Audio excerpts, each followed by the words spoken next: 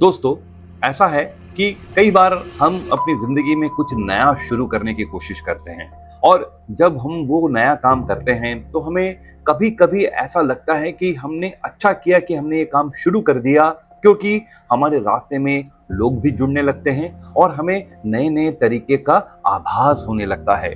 एक मेरे मित्र थे जो एक बहुत अच्छे मॉडर्न ट्रेड स्टोर में परचेज में काम करते थे।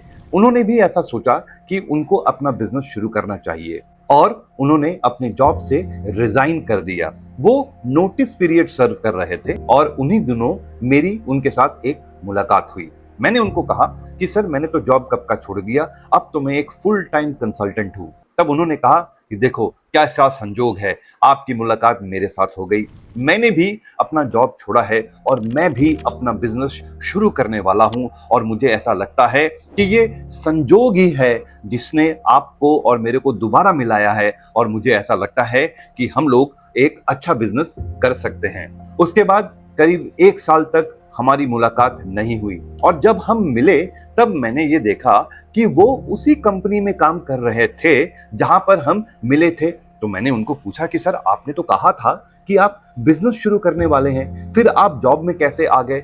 तो उन्होंने कहा, विजय, मैंने बिजनेस जब शुरू किया था तो मुझे रास्ता मिलने लगा, लेकिन जैसे जैसे बिजनेस पुराना होने लगा, जैसे जैसे समय जाने लगा, तब मेरे सामने रोड ब्लॉक्स आने लगे, मेरे सामने चैलेंजेस आने लगे और चैलेंजेस इतने बड़े हो गए कि मैं तंग आ गया और फिर मैंने सोचा कि नहीं, बिजनेस मेरे लिए बना नहीं है, मुझे वापस अपना जॉब करना चाहिए। दोस्तों, जो मैं आपको बताना चाहता हूं वो ये है कि हम जब भी कुछ नया करते हैं ना, इनिशियल हमें थोड़ा सक्सेस मिलता है, लेकिन इसके साथ ये जो कायनात है ना, ये हमारी परीक्षा लेती है और हमारे सामने रुकावट लाती है और इस रुकावट को देखकर बहुत लोग रुक जाते हैं और इस रुकावट से क्या होता है, बिजनेस या फिर आपका लाइफ जो है वो एक स्लो डाउन में चला जाता है। मैंने इसको एक टर्म दिया है और इस टर्म का नाम है पीरियड ऑफ स्लैग और मैंने इसके ऊपर बहुत अच्छी तरह अपने बुक पीपलोनॉमिक्स में चर्चा किया है और मैं चाहूंगा कि आप इस किताब को जरूर खरीदिए और पढ़िए। तब आपको पता चलेगा कि ये पीरियड ऑफ स्लैग कितना इंपॉर्टेंट है, ये पीरियड ऑफ स्लैग किस तरह आपके लाइफ में आता है, आपको चैलेंजेस देता है और आपको ये भी पता चलेगा कि पीरियड ऑफ स्लैग को जो ओवरकम करता है वो अपनी जिंदगी में सक्सेसफुल होता है। बहरहाल, हम लोग होरेका के ऊपर चर्चा कर रहे थे और आज के एपिसोड में मैं आपको बताने वाला हूं कि होरेका में हम अपना अकाउंट एक्विजिशन किस तरह कर सकते हैं। तो आइए बिना किसी विलंब के शुरू करते हैं आज का ये एपिसोड।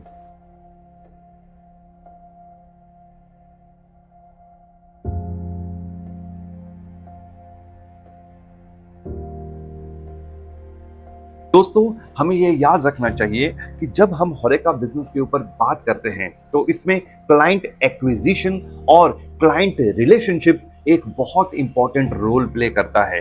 अब जो मैं आपको कहने वाला हूं उसे बहुत गौर से सुनिए। पॉइंट नंबर 1, अगर आप एक ऐसा प्रोडक्ट लेके मार्केट में उतर रहे हैं जो काफी यूनिक है, तब आपको ध्यान रखना है कि आपका जो पिच होता है वो किसी भी होरेका अकाउंट के साथ वो 1-to-1 होना जरूरी है, क्योंकि इस 1-to-1 पिच में आप अपने प्रोडक्ट के यूनिकनेस के बारे किसी को बताएंगे।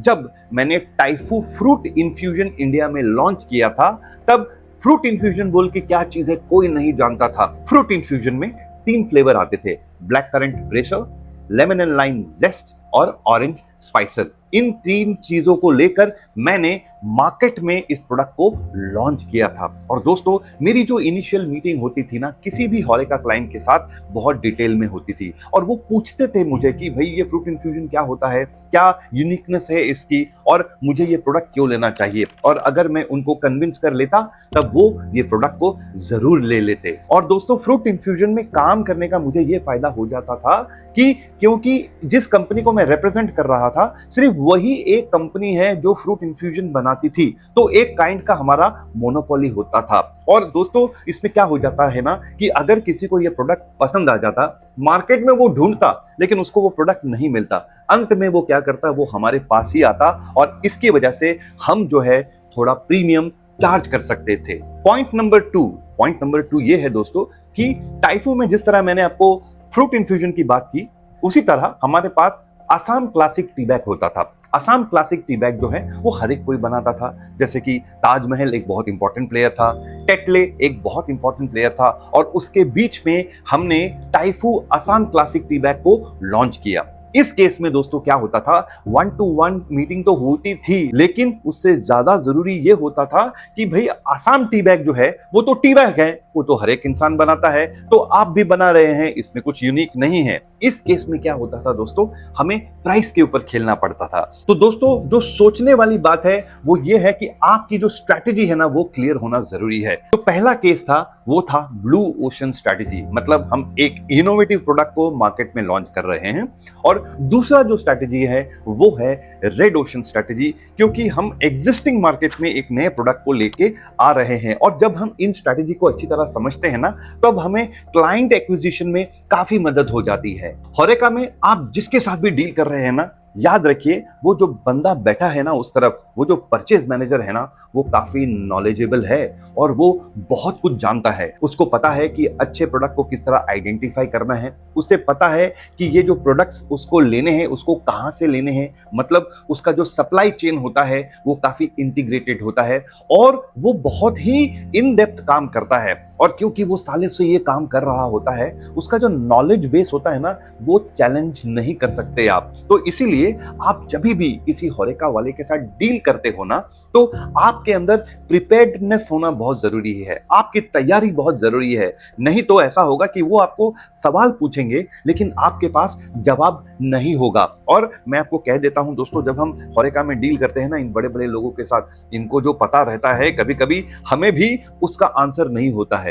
तो उस समय हमें क्या करना चाहिए, और मैंने भी ऐसा किया है और मैंने कहा है कि सर इसका आंसर मेरे पास नहीं है, थोड़ा वक्त दीजिए, मैं आपको इसका उत्तर जरूर दूंगा। तो जो कहने वाली बात है ये कि भाई आप टोटली प्रिपेयर्ड रहिए, और अगर आपको नहीं आता है तो आप ना बोल दीजिए, वरना आप इधर उधर घुमाओगे ना तो आप खुद ही फंस जाओगे। मान लीजिए कि आप एक सीजनिंग के सप्लायर हैं और आपने एक होरेका बिजनेस को क्रैक करना है, तो जब आप उसके साथ उस बिजनेस को क्रैक करोगे ना, तो याद रखिए आपका जो अप्रोच होता है ना वो फोन कॉल या ईमेल या व्हाट्सएप में नहीं होना चाहिए दोस्तों, क्योंकि होरेका बिजनेस जो है ना ये कंप्लीटली पर्सनल बिजनेस होता है और जो क्लाइंट है वो वेंडर को जरूर मिलना चाहता है और तभी जाके वो भरोसा डेवलप होता है। तो आपको करना क्या है, आपको सिर्फ फोन उठाना है, उसको कॉल करना है, उससे अपॉइंटमेंट लेना है और किसी तरह से 1-to-1 मीटिंग जरूर करनी है। तो दोस्तों अभी तक जो हमने डिस्कस किया है वो क्या है, पहला आपकी स्ट्रैटेजी बहुत क्लियर होना चाहिए, आपको पता होना चाहिए कि भैया ब्लू ओशन है या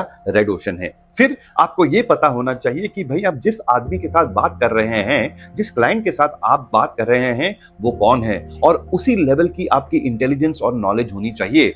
तीसरी चीज कि आपको डिजिटल मीटिंग अवॉइड करनी चाहिए। आपकी जो पहली मीटिंग किसी भी होरेका अकाउंट के साथ हो वो 1-to-1 हो। जब आप इन 3 स्टेप्स को अच्छी तरह करते हैं ना, तो आपकी जो एंट्री होती है किसी भी होरेका में वो काफी सॉलिड होती है। और याद रखिए दोस्तों, अभी तो सिर्फ एंट्री हुआ है, इसके बाद आपको बहुत कुछ और करना है। क्या करना है आज के एपिसोड में नहीं, अगले एपिसोड में बताऊंगा। तब तक के लिए आप थोड़ा इंतजार कीजिए। बहुत बहुत धन्यवाद।